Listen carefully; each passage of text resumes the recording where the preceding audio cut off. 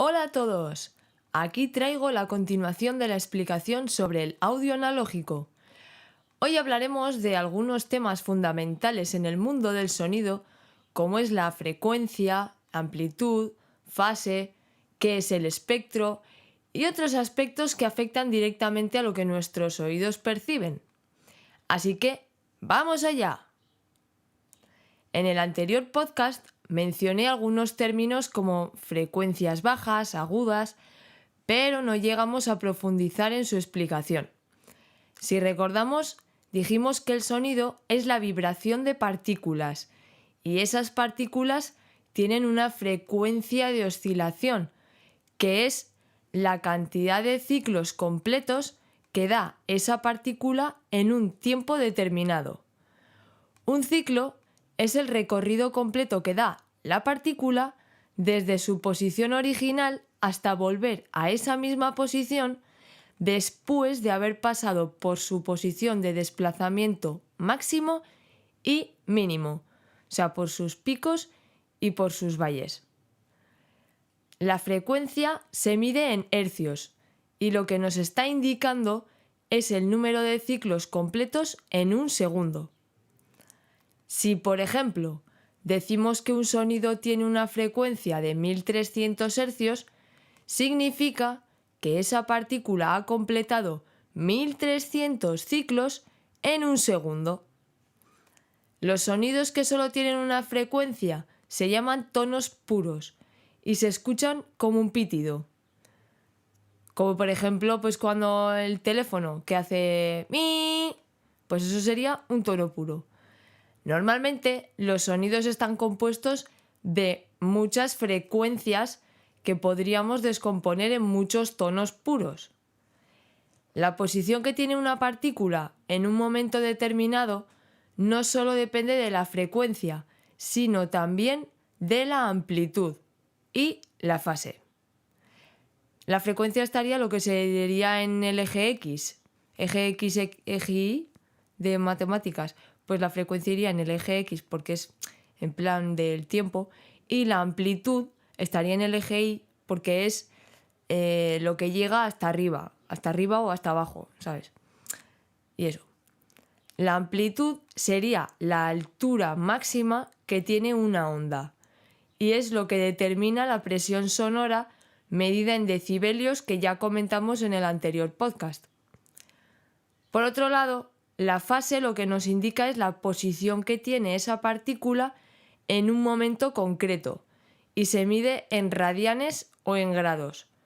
La equivalencia sería, pues 360 grados es igual a 2pi radianes. Así, un dato curioso por conocer. Cuando tenemos dos sonidos que tienen la misma frecuencia, la misma amplitud y se emiten al mismo tiempo, es decir, tenemos dos ondas que son iguales y en las cuales coinciden sus picos y sus valles, lo que conseguimos es otra onda, pero con el doble de intensidad. En cambio, si tenemos dos ondas a la vez, pero los picos de una coinciden con los valles de la otra, se anulan y lo que obtenemos es silencio. Por eso, a veces se habla de cancelaciones de fase, porque si el pico de una onda que tiene un determinado valor coincide justo con el valle de la otra que tiene el mismo valor, pero a la inversa, o sea, si uno es positivo y el otro está es igual pero en negativo, el sonido se cancela. ¿Y qué se suele hacer en estos casos? Pues invertir la fase de una de esas ondas para que las dos vayan iguales, vayan parejas. Bien, ya hemos comentado qué es la frecuencia, la amplitud y la fase. Pero, ¿y qué es el periodo?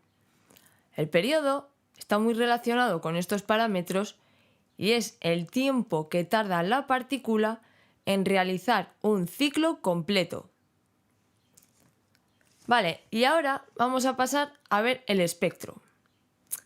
Bueno, a comentarlo, porque verlo no vamos a ver. Como he comentado anteriormente, los sonidos no se componen únicamente de una onda, sino de varias frecuencias. El espectro sería la representación gráfica de estas frecuencias que se obtiene calculando la energía que aporta cada frecuencia. Es como si pudiésemos ver el sonido y es muy útil para ver qué frecuencias resaltan más, cuáles menos y analizar un poco pues, las frecuencias graves, medias y agudas de un sonido. La energía de referencia es el velio, pero como obliga a usar números demasiado grandes, se utiliza el decibelio. Un velio son 10 decibelios y representa un valor 10 veces mayor a la magnitud de referencia, que son 0 velios. Nuestro oído no escucha de manera lineal, sino logarítmica, es decir, hace una comparación entre dos sonidos. Por eso se utiliza una escala logarítmica. Si tenemos un aparato que hace un ruido de 60 decibelios, por ejemplo, hace 10 veces más ruido que uno que hace un ruido de 50 decibelios y 100 veces más que uno que hace un ruido de 40 decibelios. Y dices, joder, pues si uno que hace 60 decibelios y otro 40 decibelios, pues el primero hace 20 decibelios más, pues 20 veces, ¿no? Si de 50 a 60 son 10 veces más, de 40 a 60 serán 20 veces más. Pues no, porque no funciona así, porque ya digo que no es lineal, es logarítmico.